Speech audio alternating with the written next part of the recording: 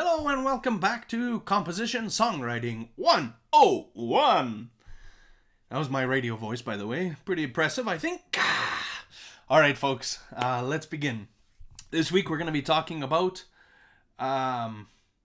your sonic GPS.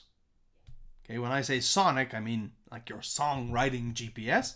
Okay, we're going to map your song with rhyme scheme, and perfect rhyme. What do all those mean? Well, you're going to find out. If you wish to take a look at this presentation a little bit more in depth and at your own pace, feel free to head on to our Google Classroom where the slides for this presentation can be found. Let's begin. So, we've talked about the tools for creating stability or instability in your song. Okay, that idea of prosody, coming together, bringing everything together in a way that makes sense, in a way that sounds good to the ear, and a way that showcases kind of your passion for this music. So we've already looked at the number of lines. We've looked at those lines being matched or unmatched, that the length of the lines is either the same or shorter or longer, and what that means. And so this week we're going to be talking about rhyme scheme. So just a review, the effect of the length of lines and the importance of the effective length of lines. Okay, remember, line lengths can create expectation for your listener, giving them either the expectation that things are complete and finished, or giving your listener the expectation of wanting more. And when you do that, when you give your listeners that expectation of wanting more, you've hooked them. They are yours for the rest of the song. Line lengths can create prosody, right? Bringing things together to highlight your main idea, to showcase the emotions within your song, within the lyrics themselves. By adding extra stuff in the last lines, you can then spotlight specific notions in your song, or verse, or chorus variations. You can spotlight an idea. You can highlight that idea that your listeners should be paying attention to. To highlight the main idea, the main theme of your song by adding extra stuff to your lines. Specifically adding extra stuff to the last lines.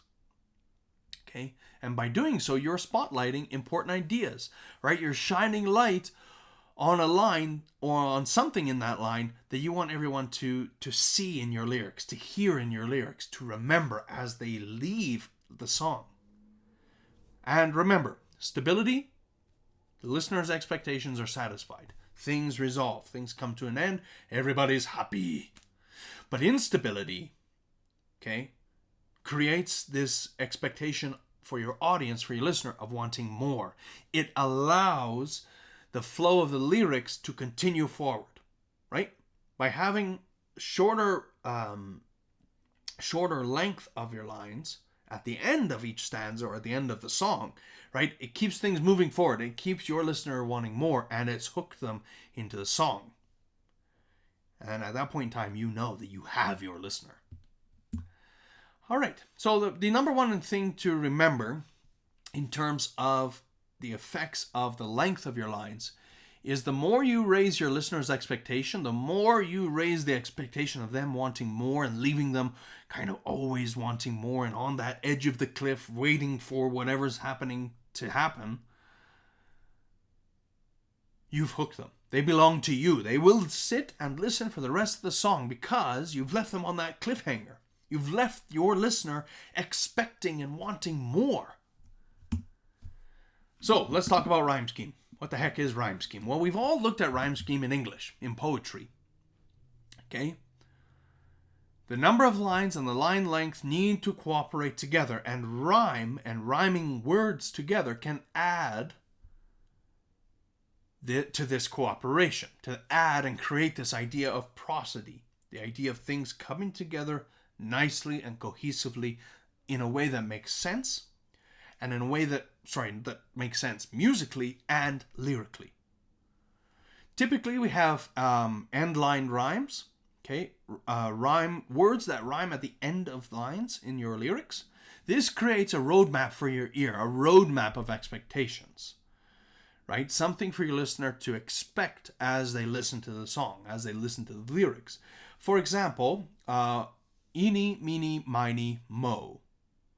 Catch a tiger by the toe. We understand that moe is going to rhyme with toe. We understand. We expect that. The more stable thing that you can have, the most stable thing that you can have in your lyrics are two lines that rhyme together. We call these couplets. You should have learned this in English, but couplets, right? Couple means two. Two lines that rhyme together. This is the most stable form of lyrical writing that you can do that has rhyme in it. Eeny, meeny, miny, moe. Catch a tiger by the foot. If I said that, that's not what you expect. You expect something to rhyme with moe. Eeny, meeny, miny, moe, catch a tiger by the toe. If we continue on in the lyrics and the song, okay, we then start over. If he hollers, make him pay, making sure he's here to stay. Now this break between these two couplets, okay, this is called fragmentation. There's this fracture in your four lines where you have an A and an A section because moe rhymes with toe, so A. And the next couplet, pay, stay, is the B section. Eeny, meeny, miny, moe, catch a tiger by the toe. If he hollers, make him pay, making sure he's here to stay. B. But the thing to watch out for is that too many couplets, so remember, a couplet is two lines. If you have too many of those repeating over and over again, two, A, B, B, so on and so on, okay, this actually creates instability because it's boring. Make sure you mix it up, and we're going to talk about how to do that. So, rhyme scheme. Here are some other stable rhyme schemes, okay? You can get a 4-line sequence, right? Long, short, long, short. When I mean long, we're talking about syllables here. How many syllables are in each line? So, Mary had a little lamb. 7 syllables. Okay, we're going to call that line X. Line number 2 here. Fleece was white as snow. 5 syllables. Now, we have X and A. We call it X and we call it A because the last words in each of those lines do not rhyme. Lamb, snow. Don't rhyme. Everywhere that Mary went, 7 syllables. Hey, that doesn't rhyme up here with X either. So when we have lines that don't rhyme, we call it X. Okay, lamb, went. Doesn't rhyme. But this last line, last line of the 4-line sequence, the lamb was sure to go. Well, now we have snow and go rhyme. Okay? And the syllables match up pretty close. 7 syllables versus 6 syllables. So we have long, 7 syllables, short, 5 syllables. Long, 7 syllables, short, 6 syllables. Okay? 4-line sequences are another way to do this. You can either do it in couplets with 2-line sequences that rhyme, that also have the same number of syllables, or you can do it in a 4-line sequence, a 4-line stanza, okay, with alternating long, short in terms of syllables, and with 2 lines, usually the second and the 4th line, will rhyme. Okay, but you can mix up the rhyme scheme. That's up to you. You can have the 1st and the 3rd line rhyme, or the 2nd and the 4th line rhyme to create some stability. That's up to you. All right, let's take a look at an unstable example. So we're going back to Mary and her lambs. Very exciting stuff. Now remember, in our previous example, we had the 2nd and the 4th line rhyme. This gives us stability. We have long, short, rhyme, happy days. But now we get this kind of weird, unstable version of this song. So, Mary had a little lamb, 7 syllables. Fleece was white as snow. Our expectation is that something is going to rhyme with either lamb or snow, right? Mary had a little lamb, fleece was white as snow. Everywhere that Mary went, she sold the fleece to pay the rent. It sounds unfinished or unstable. Sure, the last two lines rhyme, but we expect that the snow, the word in that second line, we expect it to rhyme with the last line, but it doesn't. And that last line is longer than any of the other lines. This creates an instability, but it creates an expectation for your listener to to truly dive into the lyrics and want more. Mary had a little lamb, fleece was white as snow. Everywhere that Mary went, she sold the fleece to pay the rent. And we want more. But, right, we've been fooled into expecting a rhyme. Right, which should be in the last line. Something should rhyme with snow. We call this a deceptive cadence. Okay, this shines a massive spotlight into the last part of this fourth line. Because it's longer, but it shines a spotlight. She sold the fleece to pay the rent. Interesting. Right? We call this a deceptive cadence because we expect there to be a rhyme, but there isn't. It's deceptive. It's fooling us. So, an even more unstable rhyme scheme. So previously, right, we had XX, so these two do not rhyme, and then AA, where these two do rhyme. But an even more unstable rhyme scheme, in a four-line stanza, or four-line section, is A, B, B, A. This really wants us to move forward. It really hooks your listener to wanting more, and it really allows you to move forward in your song to the next stanza. Okay, and we call this type of rhyme scheme, A, B, B, A, the in memoriam rhyme scheme. Now, we call it the in memoriam rhyme scheme because it was a poem that was written by Alfred Lord Tennyson called In Memoriam, where he used this rhyme scheme, A, B, B, A, to eulogize, okay, to mourn a dead friend of his, right? This gives lots of prosody in the song, lots of emotion in the song, because we're always ending kind of on a cliffhanger here. A, B, B, A. So let's use this example to go through our different forms. So we've got our couplet form, right? Remember, couplet is 2 lines. So here's our lyrics. Rock star, pop star, sports star, court star, da da da dee da da da da da da. That's the rhythm sequence. So we have 3 different units. We have their first couplet, which rhyme. Rock star, pop star, sports star, court star. A, A, B, B, and then the rhythm sequence. Da, da, da, dee, da, da, da, da, da, da. We have another rhyme scheme that is also stable, but it alternates the lines. So it goes A, B, A, B. Rock star, sports star, pop star, court star. Still very stable in our ears. We can hear that it resolves. And then we have our rhythm sequence. So let's go to the couplet once more. Rock star, pop star, sports star, court star.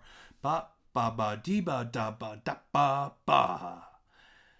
Then we have another stable rhyme scheme. Rock star, sports star, pop star, court star. Da, da, ba, dee, ba, da, ba, do, da, da. We have 2 units. So we have our 4-line stanza and then our rhythm sequence. Still very stable. But now we get to this unstable part. The in memoriam rhyme scheme, A, B, B, A. Have a listen. Rock star, sports star, court star, pop star. Ba, ba, ba, dee, ba, da, ba, da, ba, ba. That last ending to it really wants us to have more. Rock star, sports star, court star, pop star. It's really hard to pick out what rhymes and what doesn't. It's very unstable. And this allows for you to continue on in the song, to really hook your audience. Okay? So we have stable rhyme schemes and unstable rhyme schemes. Let's take a look at an example of quite a famous song. Okay, this is Amazing Grace. So we have the rhyme scheme in the 4-line stanza that we hear in Amazing Grace, right? A, B, A, B, A, B. This is your typical rhyme scheme that you find in this particular song. This creates an avalanche of momentum as we move to that last line. Okay, it spotlights that last line. This form, A, B, A, B, spotlights that last line. It is stable. Have a listen. Amazing grace, how sweet the sound that saved a wretch like me. I once was lost, but now I'm found, was blind, but now I see. It concludes, it feels like it's over, that stanza, because everything rhymes in a very nice way, A, B, A, B, and it ends on that spotlighting line, was blind, but now I see. Let's move to another stable a stable way of putting these lyrics in and singing these lyrics. Now remember, couplets, 2-line couplets, where the 2 lines rhyme together, A, A, B, B, still very stable. Let's have a listen. Amazing grace, how sweet the sound. I once was lost, but now I'm found. I once was blind, but now I see. Your love has saved a wretch like me. It sounds stable. It sounds complete. It sounds finished. And so the AABB couplet rhyme scheme is very stable. And now we move into that in memoriam rhyme scheme, that very unstable rhyme scheme. And as you listen, it's going to make you feel like we need something more to finish this verse. It's not finished. Have a listen. Amazing grace, how sweet the sound. I once was lost as I could be. I was blind, but now I see. My life has gone from lost to found. Da da da da da da da da. It needs something else to finish. Amazing grace, how sweet the sound. I once was lost as I could be. I was blind, but now I see. My life has gone from lost to found. Bum bum bum bum beep bim beep dum. It feels unfinished. We need something else. We need one more line. Perhaps to rhyme with sound or rhyme with C to finish it off. So that in memoriam rhyme scheme, that ABBA rhyme scheme is very unstable, but it hooks your audience wanting more. So to finish off, let's talk a little bit about the perfect rhyme. What the heck is a perfect rhyme? Something that feels finished, that feels fully resolved. So we have this scale. It goes from the most resolved to the least resolved. And when you have most resolved, we are looking at the perfect rhyme. Next week, we're going to talk about different rhyme types, okay, and kind of dive a little bit deeper into this least resolved type of rhyme. But the most resolved type of rhyme is this perfect rhyme, something that finishes their stanza, finishes the song, okay? And the conditions that you need for a perfect rhyme are identical vowel sounds. As you can see, the 2 vowels, O and U, in these words, blood, mud, blood, mud, right? Those rhyme perfectly. Consonant sounds, so a consonant is anything that is not a vowel. A consonant you can think of is any time that your tongue has to touch the roof of your mouth, like D, T, C, me. Okay? Consonant sounds following the vowel. So in our example, they have to be identical. So the 2 D's, right? Mud, blood. Okay? That creates a perfect rhyme. And then the rhyming syllables begin differently, but they sound similar. Okay? Mud, blood, mud, blood. This creates tension that is resolved in your song. When two words start the same, they create repetition, not rhyme. Right? We call this identity, not rhyming. Like blood and blunt. Those are not rhyming words. They are just repetition of the same starting syllables. Blood, blunt. They don't rhyme. They have identity with one another, but they're not rhyming words. So to create a perfect rhyme, you need identical vowels, blood, mud. Consonants that follow those vowels are the same with the D's, blood, mud, mud. And the beginning rhyming syllables are different. Mud, blood. That is going to help you create perfect rhymes.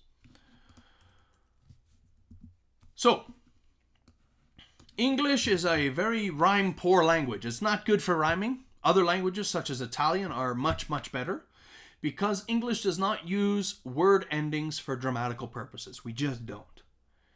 English has around 17 vowel sounds, okay, which make it very difficult to rhyme words.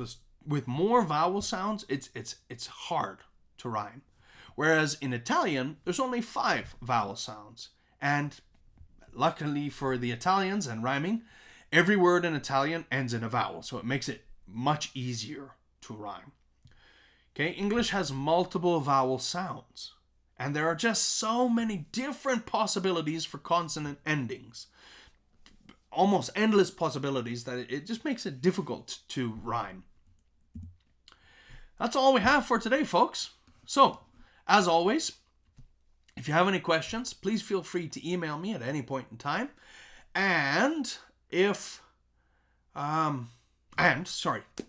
excuse me, don't forget, answer this week's discussion question on this presentation that deals with rhyme and rhyme scheme. And don't forget to incorporate these different stable and unstable rhyme schemes into your compositions. It's very exciting stuff.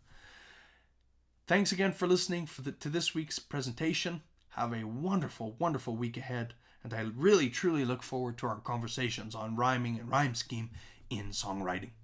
Bye for now. Arrivederci.